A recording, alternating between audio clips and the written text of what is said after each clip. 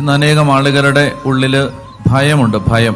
ഭയം നമ്മളെ വല്ലാതെ പുറകോട്ടടിക്കും. മുന്നോട്ട് പോകേണ്ട ജീവിതങ്ങളെ പുറകോട്ട് പിടിക്കുന്നതാണ് എന്ത്? ഭയം. വിശ്വാസത്തിന്റെ വിപരീത പദം എന്താണ്?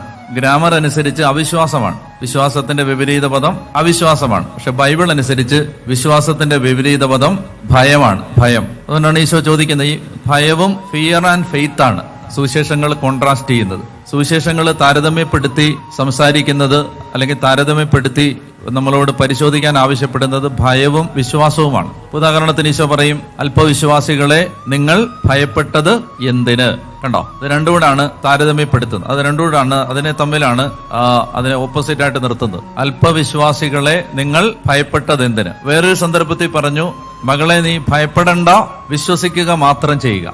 ഭയപ്പെടണ്ട, പിന്നെന്ത് ചെയ്താൽ മതി? ധൈര്യമായിട്ടിരിക്കാനല്ലേ പറയണ്ടേ?